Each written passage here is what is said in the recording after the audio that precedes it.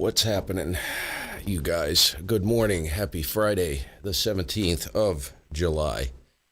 K1GMM Steve in the dungeons of Vermont. How's it going? We're going to do a life hacks quick. We're just doing a quick stream. I figured I'd do a quick check-in before the weekend. Hey, Jerry. What's up, Jerry? Good morning. Froggy this morning. July 17th, Friday. Life hacks. Friend got the blues, make them a package of cookie dough Oreos. Just replace the cream filling with cookie dough. They will feel better instantly, and so will I. So would I. That's kind of cool. It's nice to do nice things for people, isn't it?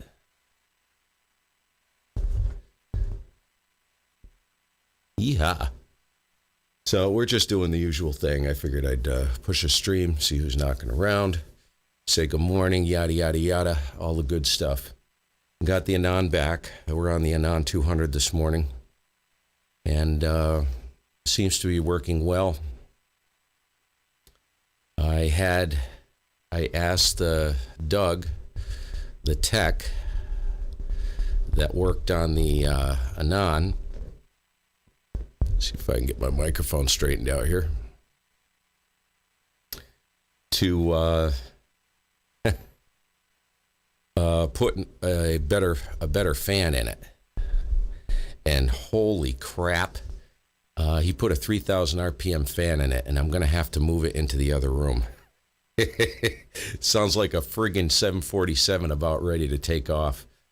But she's cool, and I also have 220 millimeter fans on a speed controller on the top of the heatsink, and I put an additional fan underneath on the bottom of the case, so hopefully she stays nice and cool.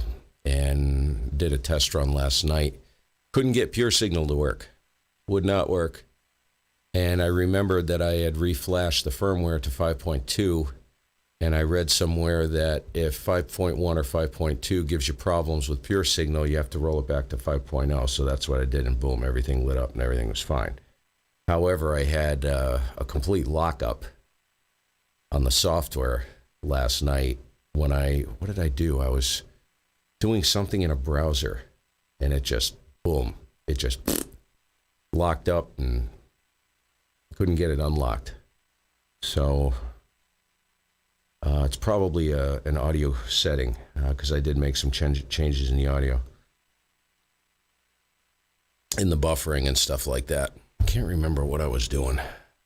But anyways, yeah. And that's it. So let me see what's going on in with the goons. See who's in here, and we'll jump in and at least say a quick good morning.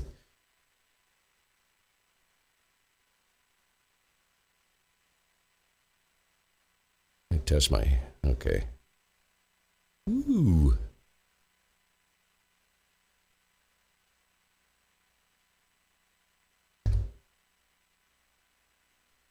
The audio up.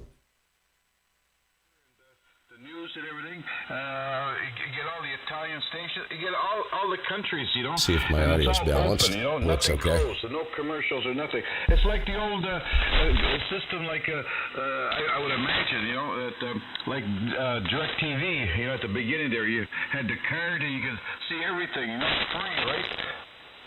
Bad static crashing. Yeah, Angelo, I got the one for just the Italian stuff. I think it's the Cora. I forget what it's called, but I have that. It only cost me $139 after the first year. Then it'll cost you know, that's for the unit, Vito. and it's the streaming, and you can go to the different regions in Italy. You know, north, south, east, west, Sicily, you know, all over the place, and you can get news and sports and all that. For the soccer games, I have ESPN. They show more soccer games than they do on that silly thing. So, yeah, I don't know how much I don't know how much you said it's going to cost. I mean, it shouldn't cost more than a couple $100, you know, maybe $100 or $200. And yeah, we have that already. It's pretty good. Angelo, I don't really care about the X-rated crap. You know, I mean, if I'm not there having fun, what's the use of watching these morons? You know, I mean. You know, when we were in our 20s and 30s and early 40s, you know, it was a lot of fun. But now, you know, I could care less. I'd rather go do something else. But you know what I mean. But it's the same stuff. But, yeah, let me know the name of it. You know, I mean, if you can watch all different other countries, because I do like to watch soccer in Spain. I like how they play. You know, the Italians put on a good show. You know, they're always getting hurt. So let me give it back to you, and then flip it around, okay? Let the other guys go, and then I'll, you know, because I know you're in there for a short time. This is K3VI. Okay, very good. Yeah, I'll find out. But this thing is only 100. The first 3 months is only $150, and it's only $15 a month. So you get everything, whatever you want, thousands of channels, and it's all open, nothing locked. Go ahead, Jerry. VA3ACO. Yeah. You know, I think you're going to find satellite starting to hurt here with all this streaming that's starting. You know, Dish TV and whatever your satellite company is. Same with Sirius Radio. I would never pay to have Sirius Radio again. Too much money. Go ahead, Frank. Yeah, WT1B. Well, a lot of it depends also, Angelo, on how fast your internet is. Do you have really good high-speed internet up there? Yeah, I have it. I had the Windows 7 here before. My son downloaded Windows 10. It seems like it's a different format, but it works fine. It works. I don't. Well, Jerry, we're coming into fall, so you're not missing much right now. We're coming into fall. Things will get better in the fall, probably. Well, I'm talking about your television. Summers are a little rough. You're gonna get a box that's gonna connect to the As you know. DMI port. No news. What is it? Preaching to the choir, HDMI port as usual. On your television, and that's going to be run off of the Wi-Fi in your house. And you just want to make sure that you get some high-speed internet. You know, you don't want 3 or 4 or 5 megs download speed. You need at least maybe 10 or 15 download speed to be able to make the streaming work in your house. So it's something to look at before you spend a couple $100. You can do a speed test on your computer. Go ahead. Oh, okay, yeah, I think I did. I paid extra for that. Before I try to stream Fox News, right? It'd be on a few minutes and then it shut off. You know, it'd go out. Then I paid that extra fee monthly and unlimited or whatever. And now it never goes off, Jerry or Frank. Well, all you can do is give it a try. It'll probably work, Angela. Apparently, this thing here, you have to. It doesn't work wireless. Very good. You have to put a direct cable from the router to their box, and that box goes to the TV. Over. Oh, then it'll definitely work. Okay, it's not wireless. That's unusual. Yeah, it's not wireless, apparently. It will work, but it's not efficient. They recommend, he put a Cat5 right from the router right to the box, and then there's a cable from the box to the TV. Jerry, I mean Frank. sounds. I keep hitting the wrong buttons here. That sounds like the way to go here. I just got a call from somebody on 2 meters. Let me just take that. I'll be right back. WT1B. K1GMM. Yeah, Jerry, I was going to say the other night Oh, I he's was quick on the key. on here, right, and the radio just went dead. While I was talking, it just dropped right out. Good morning there, Steve, K1GMM. Well, I've had my Flex reset on me the past couple days out of nowhere. So I'm not sure what's going on. There's some funny things going on with Frank and I sharing this thing. There's a couple gremlins running around. But that TV package sounds pretty good. Good morning, Steve. Go ahead, pick it up. Hey, good morning. Hey, Angelo, good morning to you. Frank, the godfather of 615. Good morning. Boy, this is the time to be in here for Vito and Angelo. You guys are just 20 over. Vito was almost 30 over at one point. So, good to hear you guys. Hope everything's going well. Trying to get up to speed here. Been listening for a couple minutes. So you guys go ahead. Round and around we go. Angelo, how copy? Go ahead, man. Who stepped out? Frank, I think, right? Or whatever. Go ahead, Angelo, if you can hear me. K1GMM. You're strong, real strong there, and I like that bottom end there on your sound there, over. Oh, I'm back on the Anon, the 200. I'm still trying to reset everything back to somewhere close to where it was, so I'm not sure how it sounds. I did listen through the monitor, and I don't know. So, the gremlins you guys got, Jerry, you got going on. I had the thing. Well, I'll tell you on the next go. I don't want to keep it too long. But just in a nutshell, I had a complete lockup. It's never done that before. I had it up and running, and the software just froze, just locked up, and I could not even task man it. Nothing. I had to hard crash the computer, do a hard reboot. So I'm not sure if it's I did change some buffering things, but in the audio section, in the VAC. So I don't know if that did it. It happened when I opened a browser and I went to a particular spot in the browser. I don't know if it was trying to grab audio or I can't remember where I was, but yeah. But other than that, she seems good, and I'll tell you more about what I did in a little while. Go ahead, Angelo. Yeah, you're just cranking in here. Yeah, okay. There's lots of bottom end on this microphone. I'm on the condenser microphone now.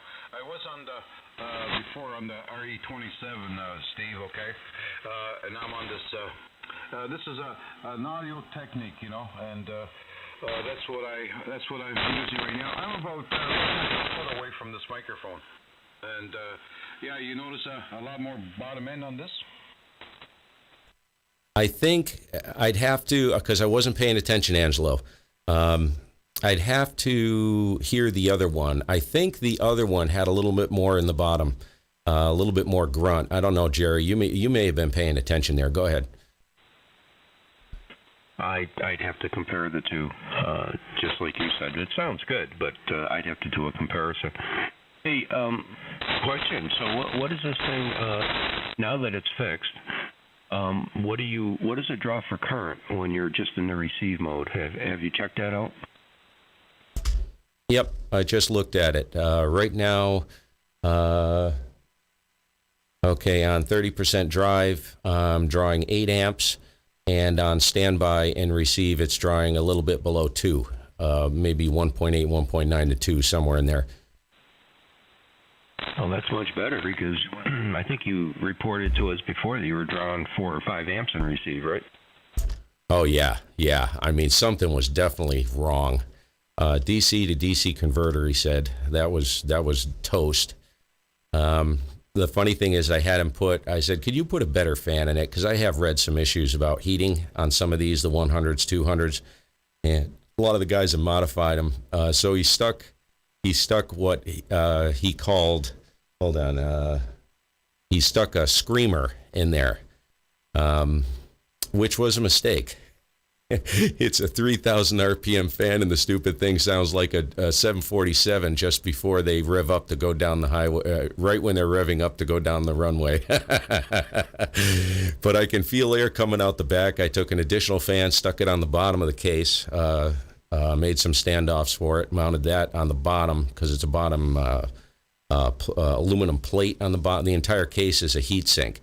And then I've got two fans, 220 millimeter fans on a what do you call it? A speed controller, 120 volt, 120 millimeter fans. They're ganged. There's two of them. They lay right over the finals and across the entire top of the heatsink on the radio, the entire case. And they just kind of idle, chug along there. And man, I'll tell you, man, this radio is stone cold. And that's the way it should be. But a little overkill. I'm going to have to move it into the next room, Jerry. Go ahead. Well, it's interesting because you must have a gate on or something. I hear absolutely no fan noise whatsoever. Yep, I had to move it. It's right now. I have to make a stand for it or find something to put it on. It's down on the right-hand side, about 5 feet away. I had to make up a new set of feed lines from the switches. It's about 5 feet away, down close to about a foot off the floor behind the file cabinet. And I can hear the amplifier running, but I can in the headphones when the gate's open, but I can't hear the anon running. So maybe if you can't hear it, I'll leave it right there. The downward expander is running, so I have that on. And that does help a lot. But yeah, I've got a gate. Everything's gated up. So when I shut my pie hole, which I'm going to do, it settles down, you know. But when I had it up here. I had it up on the table. Which was about, 2 feet above where it is right now. And, oh, my gosh, dude, it was a direct line of sight to the radio, and that wasn't good. It was horrible. Go ahead. Yeah, I thought you were going to say you had it out in the garage. Well, that's where I got the flux. That's about 5 or 6 feet away from me. But the flux is very quiet. I hardly ever hear that fan. Go ahead. By the way, your anon sounds very, very good. So I guess you're back up and running, and I hope you'll be happy with it now that you got it fixed. That was a great price, really. You can't complain at all on that. Go ahead, Frank. Yeah, WT1V in the group. Hey, Steve, what did I tell you when you told me you were going to put a new fan in there? Frank, I know what you probably told me, but I can't remember anything from 5 minutes ago. I do have a hole. I know that sounds kind of awful, doesn't it? We've all got holes, pie holes, and yeah, I'm going to leave it there. There's a port hole in the wall where all the microphone cables. Right across from me on the other side of the wall is the old control room, which is now an exercise room for the studio. So I thought, well, I could just take it and put it right on the other side of the wall because the hole for all of the cable routing is literally right there behind where the radio is right now. But I'm going to have to extend the feed lines and power line and stuff like that, control lines. So, I don't know. But, yeah. Well, Frank, I lit it up, I turned it on, and I went, oh, my gosh, this is overkill. But I'll tell you, before I could feel no air blowing out of the back of that case. It's got vent holes for the convection where it brings air in through the bottom, goes through the boards, and then out through the back. Nothing. Now it's like a friggin', it's blasting out of those holes. So I'll take, if I were ever to resell this, nobody's going to want this thing the way it is. But if it'll never fail because of heat, I can tell you that. Yeah. That's the first thing I said to you. I said it's going to be noisy. They try to minimize the amount of flow and make them so that they're cool. Hey, Larry. Because of the complaints. What's going on, Larry? Well, good morning. About Peter. The SDR, you can stick it in your neighbor's house and just run cables so you won't be able to hear it. Okay, I don't see who else has got it. I know that Scott checked in on 2 meters W1SBW. Check in if you can hear Scott, just throw your call in. And who gets it? Vito or Angelo? Angelo, are you still up there? Vito, why don't you take it? Back to you, WT1B. Yeah, I'm not going to stay here too long, guys. I got to change my clothes and turn into Superman. I gotta do some work in my bathroom, so I want to start early. But I'm going to go have some coffee. I'm going to say 73s to you guys. It was nice. I should be in here tomorrow morning. Sunday I won't be here. But no, I'll be here Sunday. That's right. But we'll try to catch you later on. Let me tell you if Angelo's there or he took a quickie and left. And guys, you sound good. Everybody is keeping up there with signal-wise, so maybe it's not a bad day. VA3ACO with the group K3VI. You in there, Angelo? Or did you take off? Yeah, okay, I'm going to go now. Okay, thanks for sending it up here. Okay, very good. Okay, 7-3, guys. Vito, if you're home around 3 o'clock, right? 3 o'clock on 40 meters. I might be able to hear you on 40 meters around 3 o'clock because yesterday I tried, I was talking to a guy. He's about almost the same distance, you know, from me to where you are and from where I am to the guy up north. So the signals are really, really strong. So around 3 o'clock on 7.250. 7.250, okay? And by the way, it's hard to do that test. What do you call it, Steve? The condenser microphone Eddie said sounded. He preferred this microphone than the RE27, and it has lots of more bottom end than a dynamic microphone. See, this is a phantom power preamp, right? So I had to back everything off there because it's so sensitive, right? The RE27, you have to crank it up at both ends, you know, on the audio part and also on the mic gain on the flex, by the way. Okay, Steve? I'll listen for your response, and then I'm taking off. I'll say 7-3 to all. Have a great day, and have a great weekend. Okay, Vito, Jerry, Frank, and Steve. I'll listen for that comment, and then I'm taking off. Go ahead, Steve. Okay, keep it short. No, the thing sounds good, really good, and I think it is warmer. Now that you say that, but I'll listen for you maybe later, or maybe what'd you say you'll be up on 250? I'll be home this afternoon. I gotta head out and do some shopping, unfortunately. No, it sounds good. I'd have to hear them side by side, but a lot of people say, oh, you shouldn't run these hot condensers on you know, but it's difficult, isn't it? It's like taming the wild beast. Because these microphones can be insanely. I know this microphone, you can hear a paperclip hit the wood floor in the room next door. I kid you not. That's how hot this thing is. At normal drive levels, like just barely bumping 0 dB. So it's a little overkill, but I like it because I could technically talk anywhere in the room with it. You know what I mean? That's how hot it is. Just turn it up a little bit, and God, there's virtually no difference on this microphone, whether I'm 2 feet away or whether I've got my mouth like 3 inches away. That's how hot it is. And it's a problem sometimes. We'll see you, Angelo. Have a good day. Vito, go ahead, man. I know your time is limited there. And good morning. Okay, 7-3, guys. Jerry, Frank again. We'll catch you guys later. It's a Nickelback net on there. This guy's from up in a place called Sudbury, Ontario. It's up north. That's where the nickel mines are up here in Canada. Okay, and west of there, about 100 miles west of there, there's a place where they mine uranium, you know, and that's been shut down for years. Used to be a little town grew around there, and if you want a cheap place, that's where you go. About almost 300 miles north of the city of Toronto, right, or more, right? So, anyways, good morning to all. Have a great day and have a great weekend. Go ahead, Jerry. Yeah, okay, Angelo, very good. Hey, quick question. What frequency is that on? What was that, Jerry? What frequency is that Nickelback net on? Yeah, okay, it's on 7.250, okay? Just below there, Jeff there, the E-Cars or whatever, right?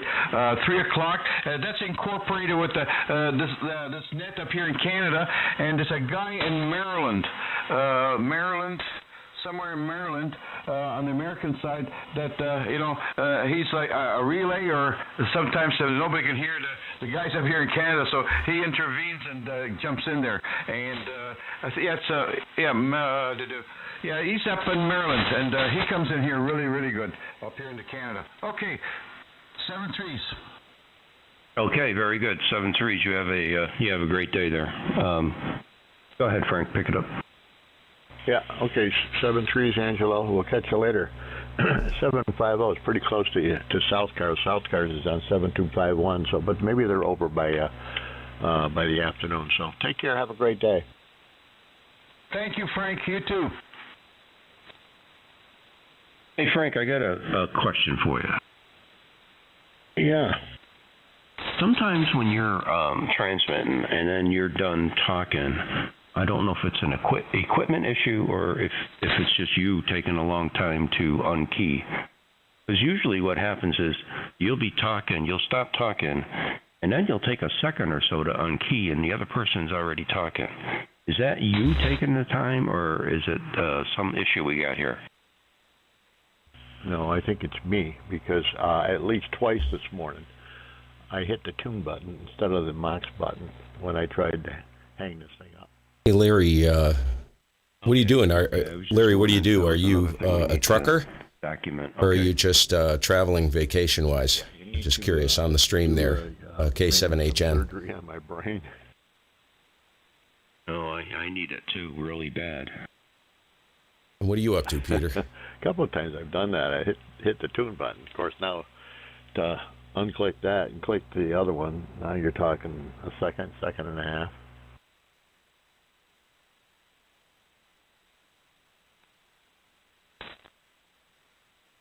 So anyway, Steve, you get that thing running, and that was a pretty good price from what Jerry was saying. What did you say, 160 or something like that? You don't get anything repaired for that these days. And it sounds good. Just put up with the noise a little bit. Clip out every one of those, every other fan, every other blade, Steve.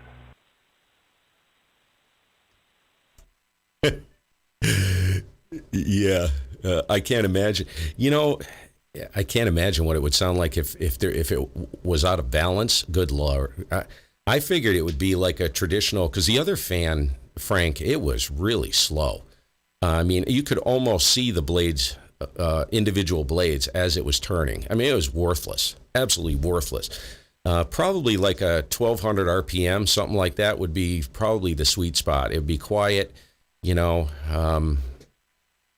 I don't know. At some point, I can remove. It's not too bad to get the fan out of there. I may modify it at some point again, but because it's weird. I think you need like a specific thickness, fan height. You know what I mean? Because it's kind of pinched in between two boards. The separator. There's two boards I think in there, top and the bottom, and then there's a panel which goes in between. Can't remember if there's anything mounted on those or not on that. But you got to remove all the nuts on the BNCs on the back, which is not a big deal. Pop the front and the back covers off, and basically the board, you got to remove the connector on the power button, just unsnap that, and then slide the boards out, and you also have to remove a couple SMAs, and you have to remove the ribbon cable. And from what I read, the ribbon cable is very fragile. So they said if you're going to do anything in that radio, just go to eBay and order another 10-pin ribbon, specific length. I can't remember what they said, 10 inches or something like that. And just in case, so I don't know. It's working, so who cares? Go ahead. Yeah, okay, very good. Scott jumped in here, W1SBW, too. Yeah, I know. I worked on my ALS 600. It's the cover on it. It's got so many screws. It's incredible. I think I wound up losing a couple of them. You got to be careful. Also, the other thing I did just recently was replace the battery in my iPhone 6S. That was a little chore. I send you a little kit. Hey, Gareth, what's up, dude? YouTube and follow the instructions. And they don't make these phones. At least the iPhone didn't make them, so that they didn't make them so people could replace the batteries. They were the throwaway phones. But I watched. Well, you do a lot of motoring, don't you, Peter? So It took me about a half an hour, but and the phone itself was only like $20 with the kit, with the toolkit. So that worked out pretty good. So good morning, Scott, again. W1SBW in the group, WT1B. Good morning, Frank, and good morning, everybody else. Jump in. Been listening to you guys for a little while. I don't know. I'm coming in. I'm only running barefoot, 100 hooked up. I have some stuff around. Greg off. What's up, dude? Up around with my mic, with my audio. I hope it's sounding a little bit better. I'm not going to sound as good as Steve, but everybody can hear me.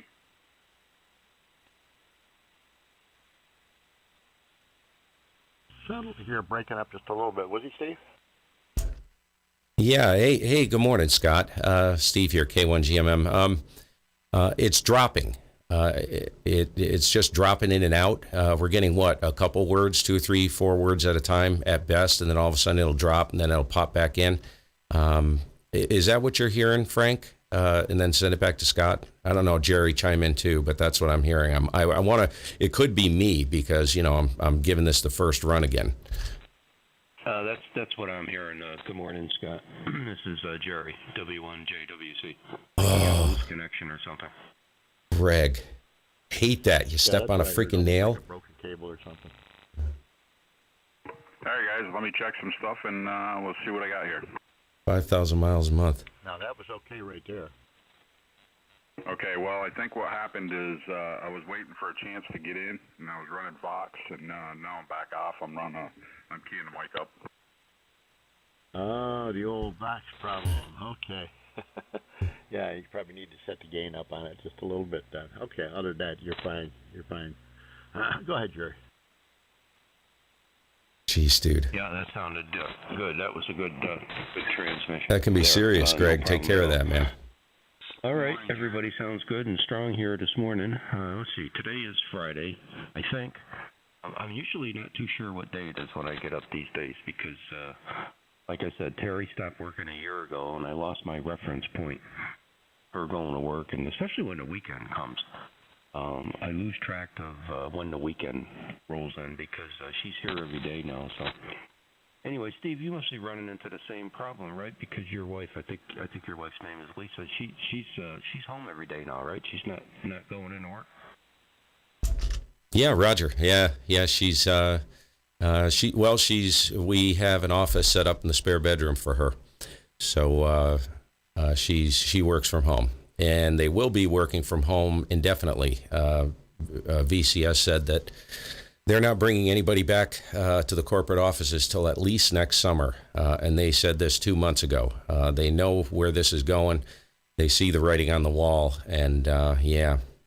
They had, and I'm not going to go down this road. This is all I'm going to say. 2 days ago, they had 400 people show up at the test site in Manchester. 400 people, including cars with entire families in them.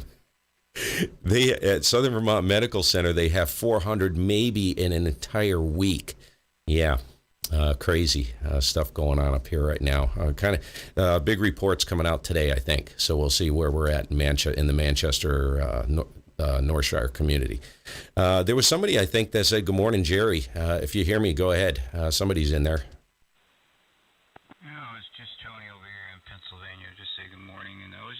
What was the matter with your anon?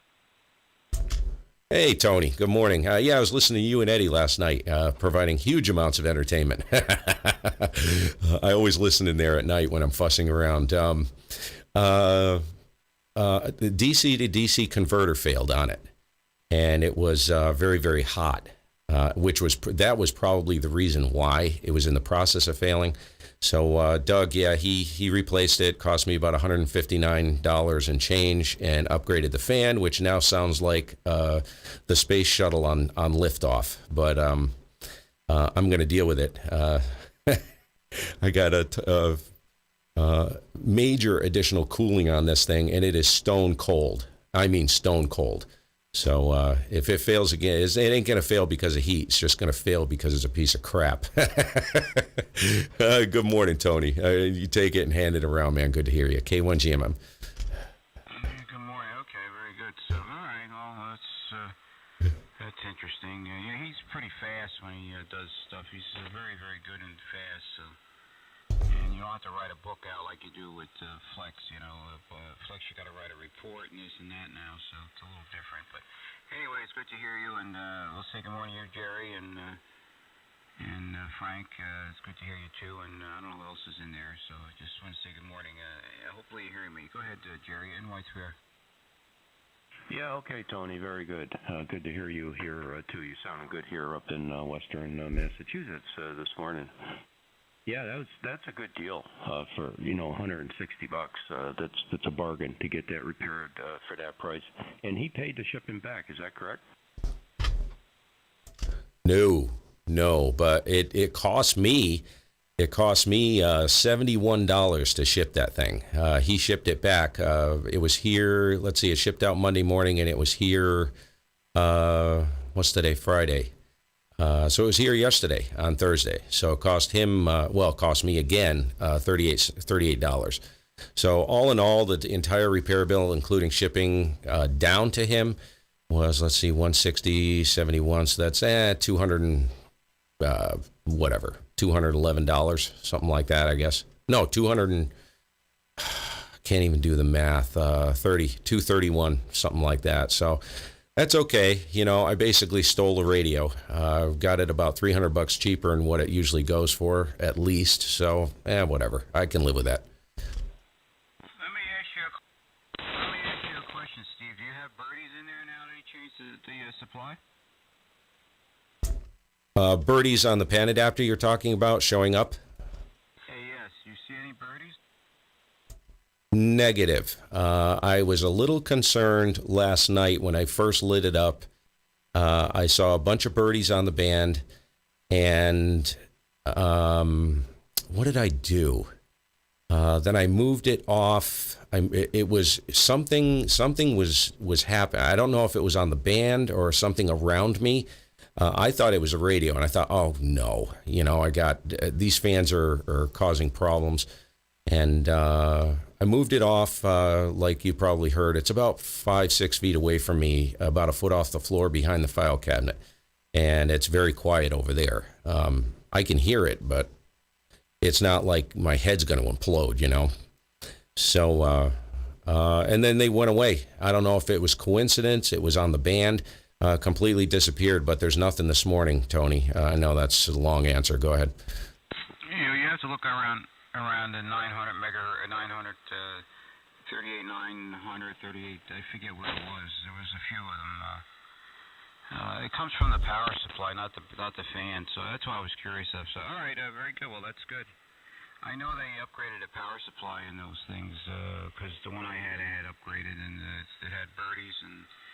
He put some caps across it, and it seemed to be a little bit better, but was still having birdies. So, all right, well, that's good. Maybe they made a different supply now. So, okay, I'll be listening. And good morning, Frank. And I'm on the Flex 3000. So, okay, we'll be listening. In my career. Okay, Tony, very good. Good to hear you. I love my Flex 3000. I don't get to use it that often here because the signals are just kind of crummy down here in Florida, and the locals all my buddies are gone, so I don't have anybody to talk to. Hey, Steve, not quite, Peter. The real difference between you said this thing was super hot, now it's super cold. I'm wondering if just having him repair it and fix the problem didn't fix also the heat problem, whether it was some sort of a mounting problem or some other failure in there that's causing the thing to get hot. And now that it's running the way it's supposed to, stick that old fan in there, probably be run perfect. It's like you say, it's probably not that super easy to do, but might be worth a try to stick the fan back in just to experiment a little bit. Go ahead, Steve, take it and send that up to Scott, WT1B. Okay. I know, right? And that's what I'm trying to, I'm going to say this, and this is going to piss off a lot of people, but this is just me, all right? First of all, I'm going to say I don't drink anybody's Kool-Aid. I don't care who makes the radio as long as it does what I want it to do. I do not want a radio that I constantly have to fuss with. And I actually read a post online somewhere. It was in some group. They said, oh, it's a great learning experience, and even into electronics, because they offer the full schematic for the boards, and you can get in there and, it's all open source. I knew what I was getting into, all right? But I consider this a toy. These things are a toy. It's something that I would say is not 100% reliable. It was never designed to be 100% reliable, because all you have to do is look at the design of it. You know what I mean? And I can prove that because I've got a 7300 sitting here with thousands of hours on it, and that thing is just, I've never had to do a hard reset. It's just always there, man. You don't have to, you just plug it in and go. These are not a plug and play device. They're more of a toy. They're not a tool. You know what I'm saying? And I mean that respectfully. If you're into tweaking and playing and experimenting, they're probably the best rig on the market for that. But if you want something that's just plug and play in every sense of the word, this is not the radio you want. I don't care what anybody says. I wish I had documented my journey. I'll send it up to Scott, but I'll give you an example, right? So yesterday the radio arrives, I hook it up, and I'm testing. I got everything. I loaded the database back in, and I had upgraded the firmware when it failed. I didn't know if it was a firmware issue, so I upgraded it to 5.2. Well, and it was still in there. So of course the radio had failed, so it wasn't working. It did take the upgraded firmware, but so I lit it up. It had 5.2 in there, and I'm thinking, okay, everything's going to be good. And I light the thing up, everything works, but pure signal would not work. It would not work, no matter what I did. I spent about 3 hours trying to diagnose what the frick the problem was. Did a lot of reading. They said, well, if your mic drive, change the meter to ALC comp or something like that, and check to make sure that you have enough ALC to actually trigger the pure signal pre-distortion, and that was fine. You should have anywhere from 0 to 4 dB, a few dB on that meter to trigger the pure signal, and everything's fine. So after about 3 hours, I thought, okay, what's changed? What did I do that I changed that could be affecting this? So I thought maybe it's the firmware. Maybe it's that 5.2. So I get on the Tapper GitHub, and I look, and I think it was on there. There was some kind of information there. They said it was either there or Apache or where, I don't know. It's splattered everywhere. That's the other thing. As far as support, there is none. You're not going to find any for this radio. You have to jump through hoops to get anywhere with this thing. And you don't get any definitive answers usually. That's what I found. A lot of suggestions, but whatever. So anyways, I see, 5.2 doesn't work, or you have problems with 5.2. You have to roll it back to 5.0. So I was like, okay. So I rolled it back to 5.0, lit it up, boom. Everything's been working. So there you go. That's just an example. It's like every single time you light the thing up, there's something wonky going on. And then the software crashed last night, and it's a toy, and that's where I'm going to leave it. If you like to experiment and you like to play, great. If you like to work, I would not recommend this radio. Go ahead, Scott. Just my own experience. And good morning again, K1GMM. W1SPW. Good morning, Steve. Have you played with that audio? Because it sounds a little bit crisper here. Of course, we're pretty close. We're not very far apart, but it sounds like it's a little bit crisper than when you had it before. Yeah, I tried to reset everything back to the way it was, and I'm going to make one change here. So I'm going to roll this back. Just brought the EQ down in the 3.1 to 4 kilohertz range, and I am running 4 kilohertz wide. Got a little bump at 1.6, so I just rolled it back, and it sounds like the sibilance, the high end came off a little bit. Is it too much, or is it still okay there? Go ahead.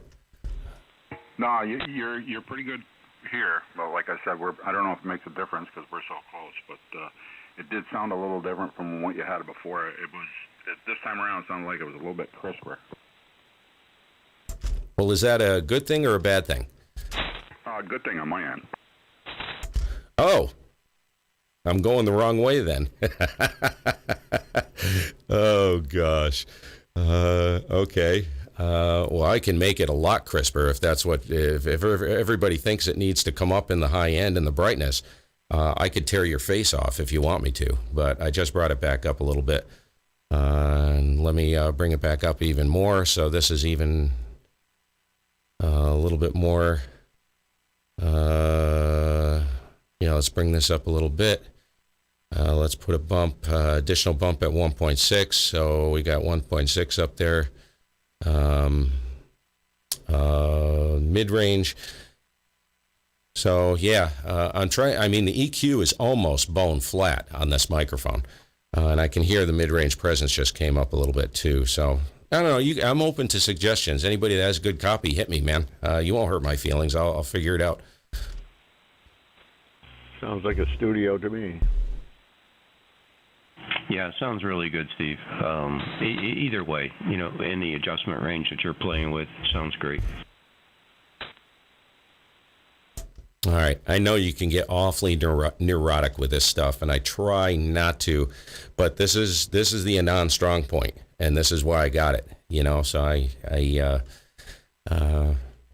do the best I can. You know what I have coming today? Let me see if I got it.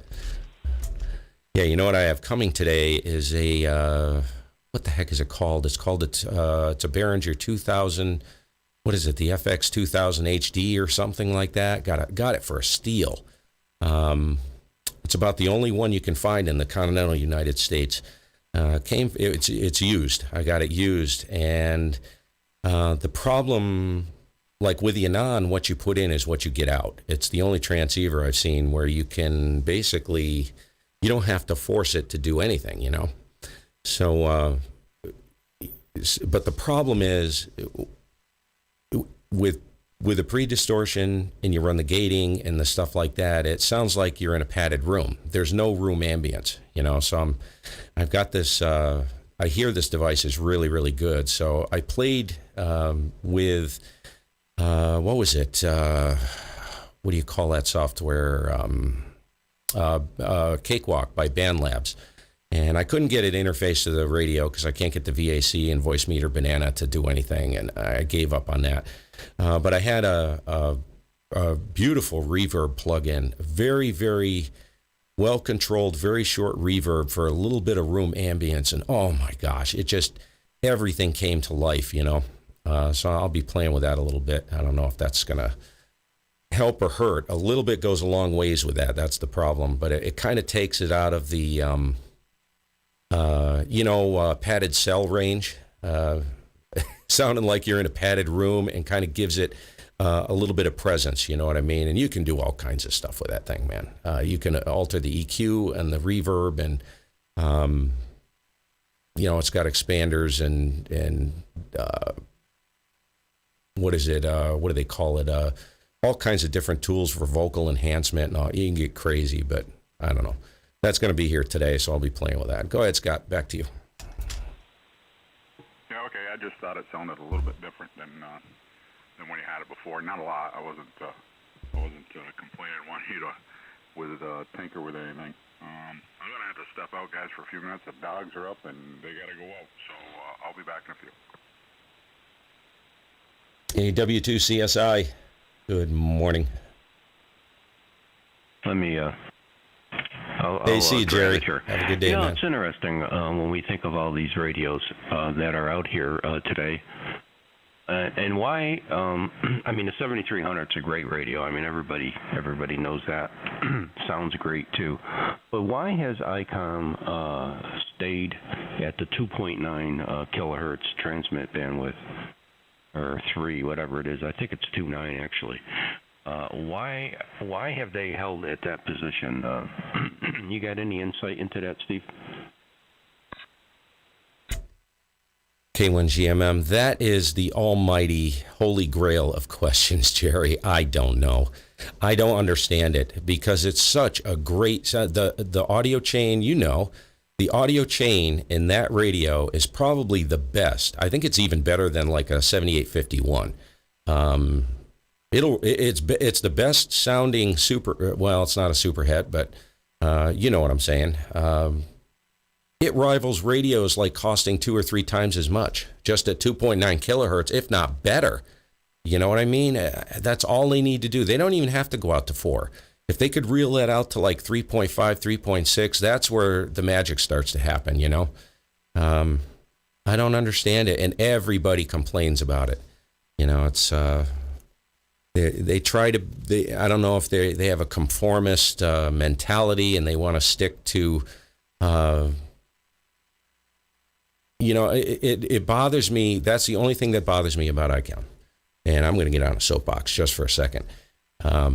Why can't a manufacturer leave it up to the it's the operator's responsibility, right, to operate within FCC guidelines, right?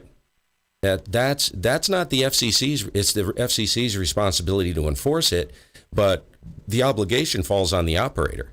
So why can't ICOM put a little faith in the operators? And you kind of see where I'm going. I could never understand that. They feel like they kind of make me feel like they're my freaking mother or something. You know what I mean? You can't do that, and they slap your hand with a restricted 2.9 bandwidth. It's ridiculous to me. Go ahead. Well, I agree, and the operator should be smart enough to know that you're here on this band, you're in open fields.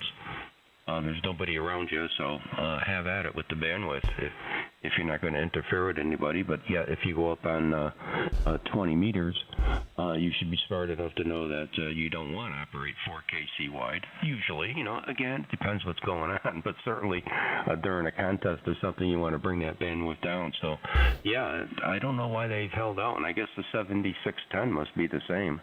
I don't know of any transmitter they have that goes higher than 2.9. Go ahead. Hey, Jared. Yeah, go ahead, Tony. The reason why the president of that company confides to the standard of the international thing, so he won't let it go any wider. The only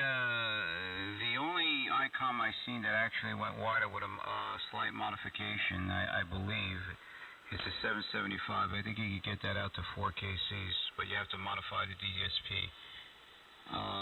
But that's the reason why the president of that organization was a Japanese guy, I guess, which I think that's what it is.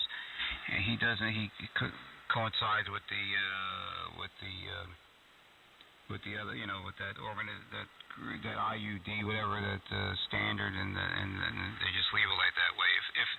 If ICOM, if that 7300 went out to 3.5, I would still have the one I have. I mean, it's a great radio, and a lot of ICOMs. They would sell a lot more ICOMs, and Kenwood and Yasa would fall behind quite easily, because the ICOM radio is a much better built radio than both of those two companies, Jerry and Y3R. Yeah, he's going to, everybody else is doing it, and he's eventually going to affect his sales. I mean, let's face it, the 3KC bandwidth thing is good, but that was for receivers designed with today's modern receivers. They can handle a lot more adjacent signal without getting interfered with. Everybody can shrink their bandwidth on receive. People can adjust their bandwidth on transmit. So you get total flexibility. So for them to be locking it like that, I don't think it's a good idea. Frank, go ahead if you're still in here. Yeah, what are we running your radio here? Is this 3600? Is that what I see down there? Well, you got a different profile than I do. I'm running right now 60 to 35. Okay, I'm running 50 to 36, I guess. Yep, that's about what I'm seeing, Frank. Yeah, that's nice. And I guess we can do that with the 3000 too, right, Tony? Yeah, I believe I'm running around 4 right 3000. Yeah, you can go out to 10 kcs, I think, or 10 or 20 kcs with the 3000. Same as the 5000, I believe. So yeah, you could do that. And I heard a guy with a 781 that had a INRAD filter that was about 3.8. And man, did he sound very good. I mean, and that was a 70. It's an older, real old radio that that was $10,000 many years ago. And this guy had one of them, and it sounded really, really good. And the transmitter on an ICOM, the IMD is much, much cleaner than Yaesu and Kenwood. Their transmitter is pretty clean as far as being without no pure signal. And I believe I forget, Larry. I don't know. I forget your name in Vermont, but I also had the problem with the 100. You have to watch the firmware because some of the firmware won't make some other things work and this and that. It's very, very finicky. And I'm running I have a 100D that I run with Thetis, and it seems to work somewhat okay. So, but the other two Anons I have are newer. They run. That's the Angelina, not the Angelina. I think the Orion 2 board. So it's a little different. But for the older board, for the Angelina board, I am running Thetis on it. The pure signal does work most of the time. So sometimes it craps out, but it works. It is not the Anon radio is not meant for your average just contester that wants to just turn on, or a guy that just wants to turn on and get in there and go. It's not that way. The Flex 6000 series is getting pretty close, and that's not even that way too. You can have a little difficulties with that too, but not nearly like the Anon or even the 5000 or the 3000. Sometimes they get funny too. So I don't know who gets it, Jerry. Go ahead. Yeah. I know, Frank, your 3000 is the one that Tom used to own, and I don't think he was ever really happy with it on CW. Of course, he was pretty high speed CW. Frank, have you used that on CW? I've used it, but I don't hear my own signal. I have used it. Yeah, I don't remember what was going on, but I thought he was having lockups or something. How about you, Tony? Do you use your 3000 on CW? No, I don't. But I understand it works. It's not. I think the 6000 series works better because it has full break-in. I think it's more better than the Flex, the older Flexes. I use the Flex 3000 on FT8 all the time, the digital modes. I mean, I have gotten into contests on CW and just throw out my call and make a few contests like that. I haven't had any rag shoots because I don't think I'm capable anymore. 20 words a minute used to be no problem, but I'm probably down to 15 now. And but I've been using it for the digital modes. And hey, I got a question. How do you measure IMD?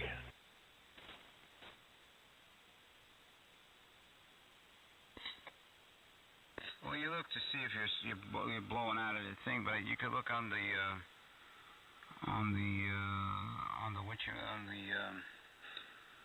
pan adapter and count the lines. I believe I'm not 100% sure, but I believe it is that. But you could basically see it if somebody's blowing out on the waterfall.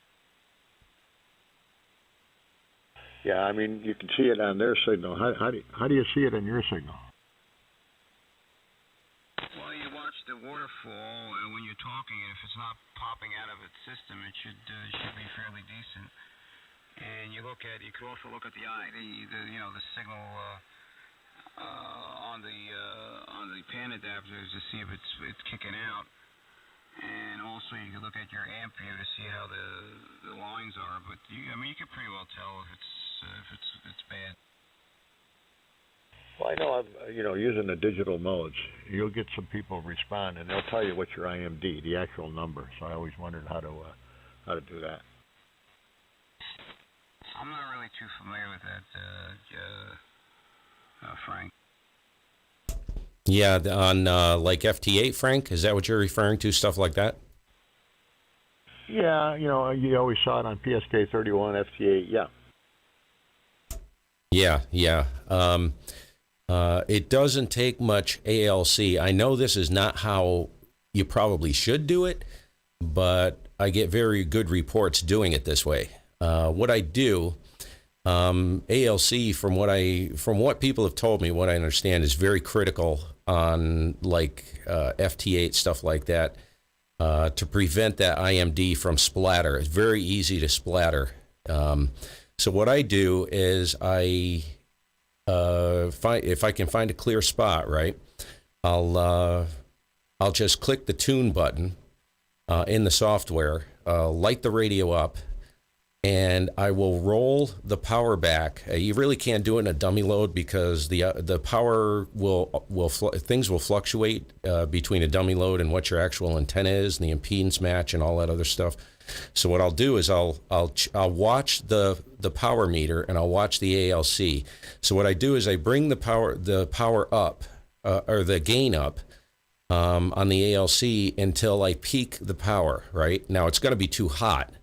And then what I do is I unkey, and then I key back up, and I roll it back down until I see the watt meter drop.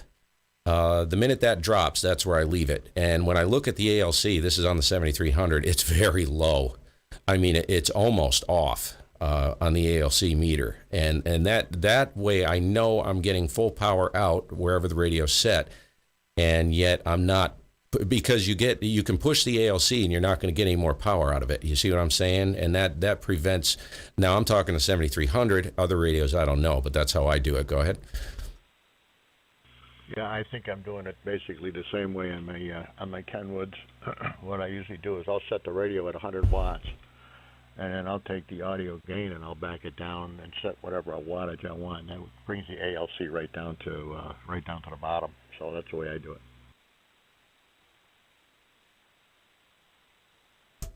Yeah, I got a quick question for Tony, if you guys don't mind. Hey, Tony, you still in there? Yeah. Hey, Thetis, this is the Orion board in the 200, and it's the Rev 24, whatever it is, Rev 24 board. Now, I've done a lot of reading on the Thetis. I don't know if I should even go that route. It looks like there's only one thing that would, is there two things? There may be two things. Maybe you could expand on this a little bit. I don't do any CW, and there's a huge improvement, I understand, with the Vox operation, as well as, which I don't run Vox. I don't care about that.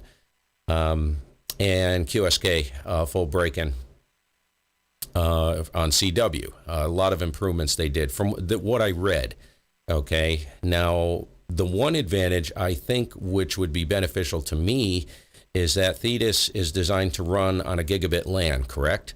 So I think because this firmware and the MRXPS 3.4.9 will only run on 100 megabits per second. Now, do I have that straight? And do you think it would be worth trying to upgrade the firmware to Protocol 2?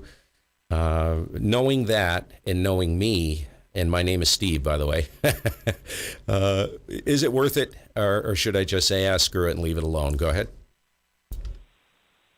Yeah, well, a lot of people now are running Thetis, more or less, but I mean, it ain't going to give you anything much different for what you're using it for. I don't think. That's what I figured. The display might be a little clearer, whatever, and there's a few other. I was just looking at those, Peter, yesterday. Those Noctuos. Great fans. That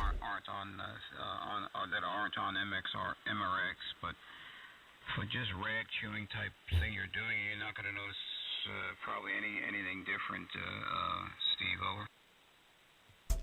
Yeah, the only thing I understand, I don't know if this is true, I think I read it somewhere, that because of the gigabit LAN connection, the communication between the rig and the software, you get greater bandwidth. So, of course, this band it is kind of annoying to me that I don't have. I mean, this is 400 kilohertz of bandwidth, in the phone portion of this band. I like being able to see the whole band at a glance. That's the one thing that bothers me. Would I get that if I upgraded to, according to what I read, I would. I would get more bandwidth, but I don't know if that's really true. Go ahead. Yes, I think you could visually see more bandwidth, yes.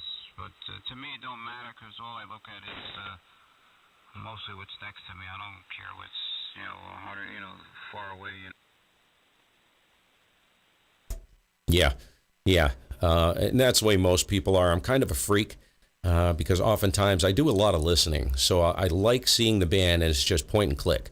You know what I mean? With the other software I run, with the 7300, I see the whole band and I just point and click, point and click, point and click right through the entire band. I don't have to finagle with, the display itself. And you see where I'm going? For somebody like me, that's what I'm wondering if it would be a real benefit. All right, shutting up.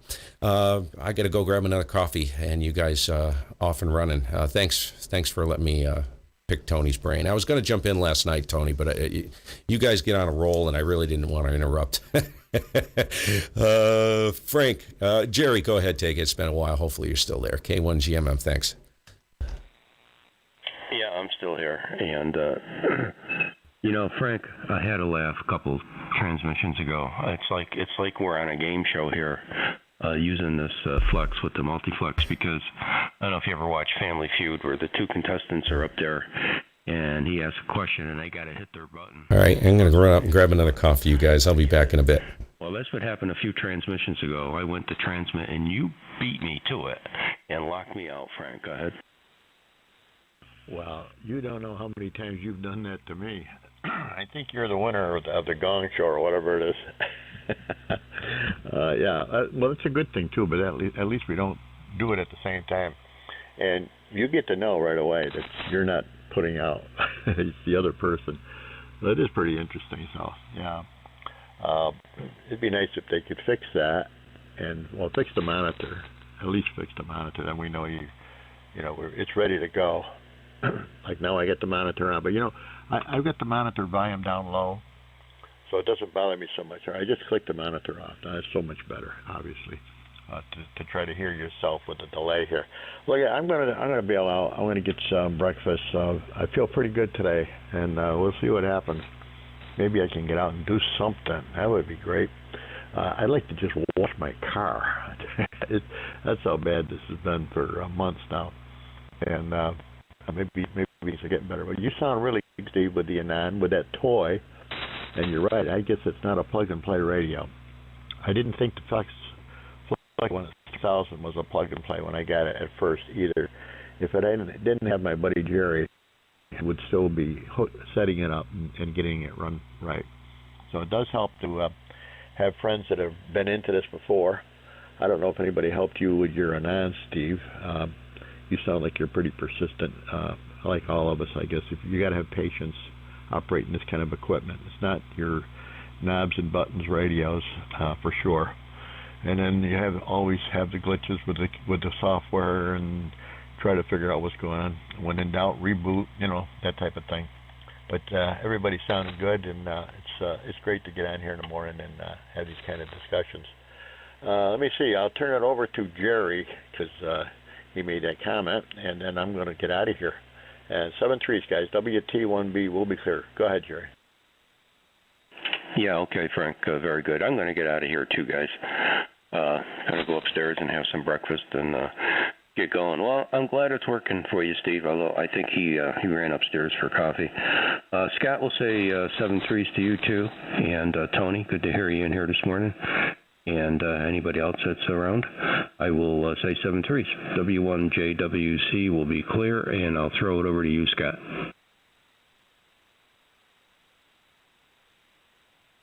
I think he took care of the dogs. Oh, that's right. That's right. Okay. Well, throw it to you, Tony. 7-3s. Yeah, I'm going to get out of here, too. I have a couple things I have to do. So, very nice talking to you, Jerry, Scott, Steve. Catch you later. And Frank, 7-3. Nora Yankee 3 Radio Clear. Have a good day. Take care, Tony. 73.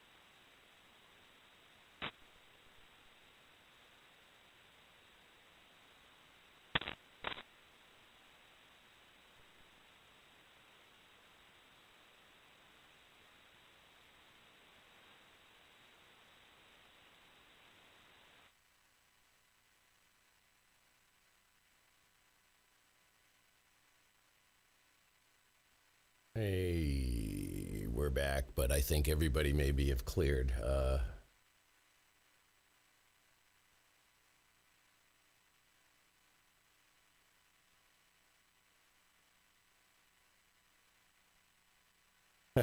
Dwayne. Oh, gosh. Let me bring the audio up here so you can actually hear me. Yeah, man. Did they sign clear, Eddie? Completely? Or did they say they were coming back? Let me know, because I'll just, I'll shut everything down. Yeah, you know, it's something that, you guys mind if I run my trap for a minute? Oh, they all signed? Okay. Well, I will kill this thing then. Go ahead and power off. And hold on a second. Oh.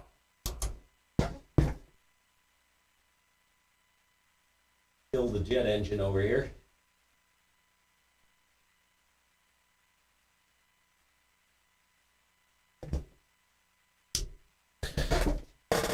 Yep.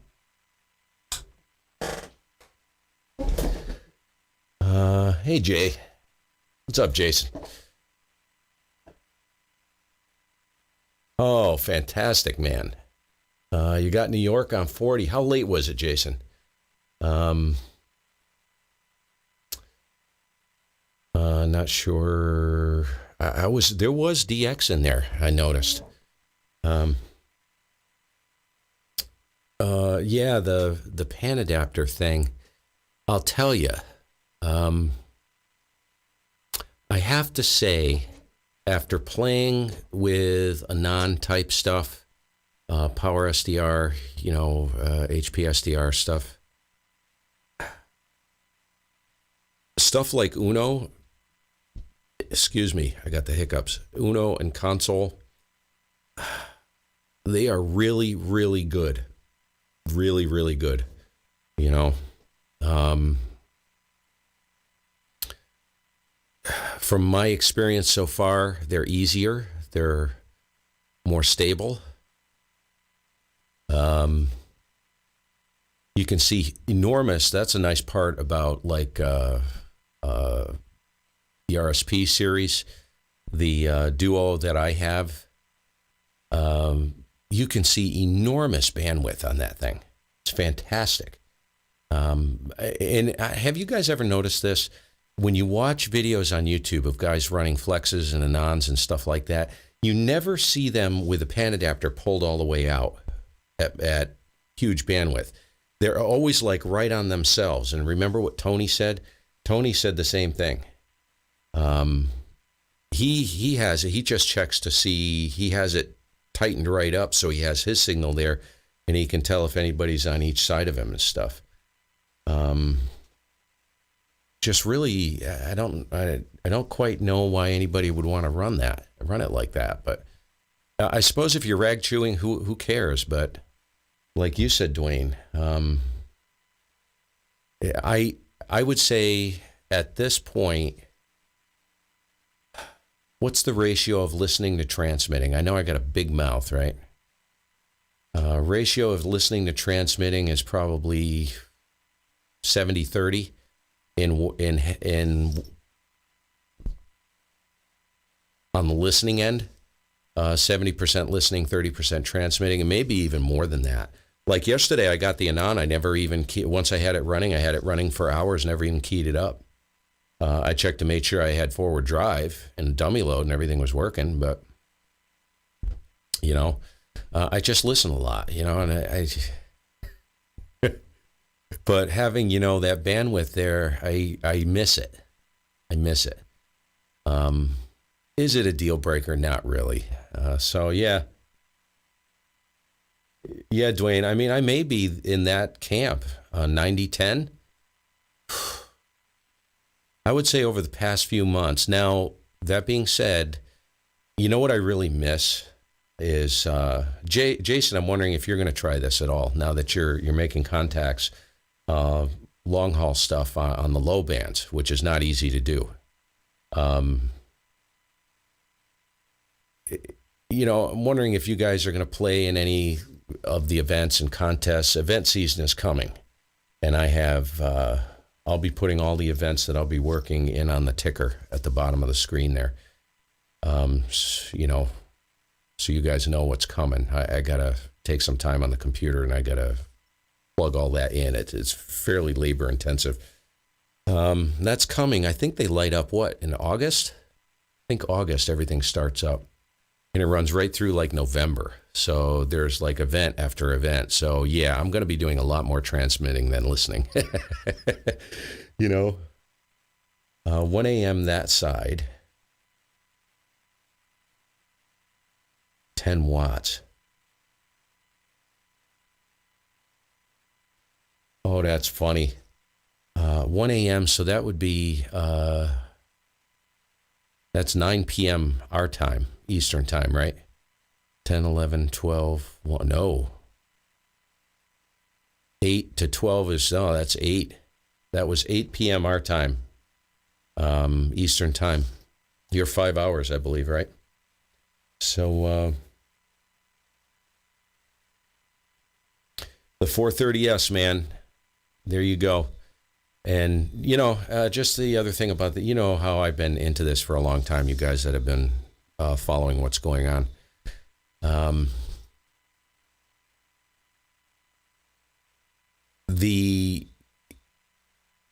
We live in such amazing times right now, because you can take any of these systems, and for a few $100s, you could have, like you can see here, and I'm going to be doing more stuff with the Anon, and I'm going to sneeze. Oh, excuse me. So you guys have seen all the stuff I've done with, like the 7300, with an external pan adapter and running console and Uno and stuff like that, with diversity. So when you see these two systems between the Anon and a conventional rig with, an external SDR, like one of these, I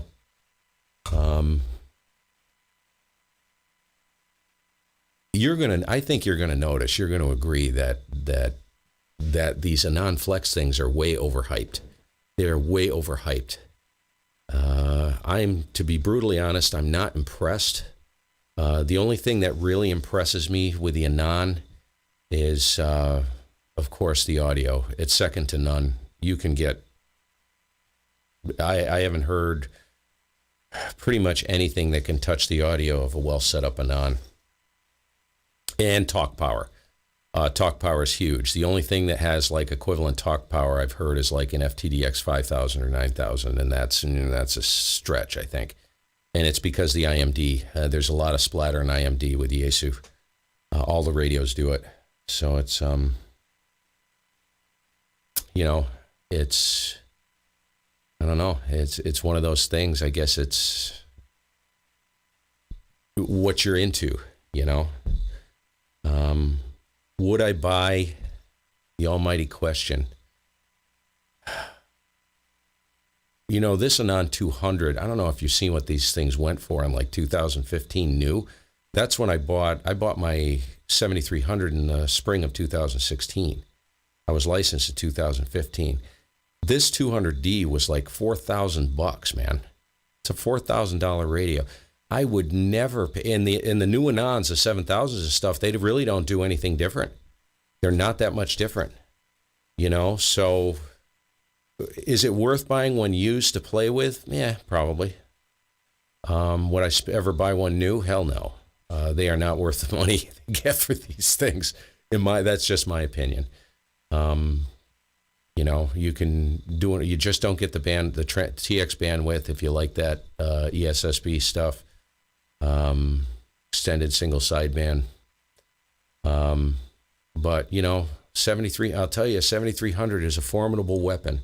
And you don't know until you try it. That's why I sold a bunch of stuff, and I was like, I'm going to try one of these.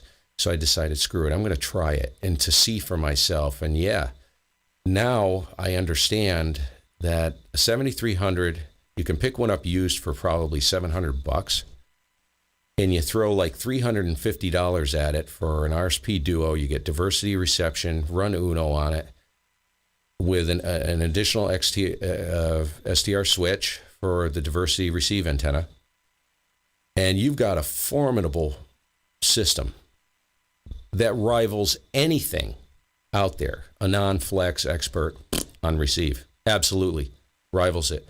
I can hear everything on that RSP Duo that I hear on the Anon. I've checked it. So, think about that. For 1/3 of the cost, the only thing you don't get is a TX bandwidth, right? That's the only thing you don't get. And the pure pre-distortion pure signal, which, the 7300 has so little IMD that I've had people ask me, you guys know this, if I'm actually running an Anon, and I said no. It's an ICOM 7300, so it's one of those things, man. I know most of the guys that watch this channel aren't loaded. I'm not loaded. If you look, everything on my desk is used except for I bought the 7300 new because I drank the Kool-Aid, and I wished I had waited. Actually, I don't wish I had waited because it's been a great rig, and, that's not true. I shouldn't say that. So anyways, yeah, I'm out of here. I got to head out and do some shopping this morning. So, Greg, take care of that foot. I take it you stepped on it. And that can be potentially dangerous. Lockjaw. Isn't that what you can get, or is that rabies?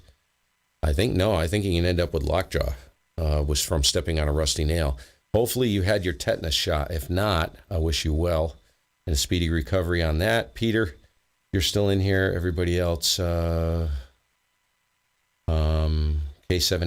7-3 guys, Jerry, W2CSI, Dwayne, of course, K4BBN, and Eddie. Good to see you, especially. I don't know if I've seen you in a while.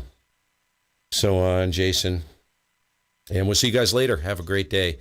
I should be around this weekend. It's time to play radio, man. I'm going to be playing radio. I would like to do some DXing. I got to kind of cut my teeth again, get my chops back on doing some DXing because, like I said, contest season and event season is coming up. So get on there and run them rigs, man. We'll see you guys later. Have a super fine day.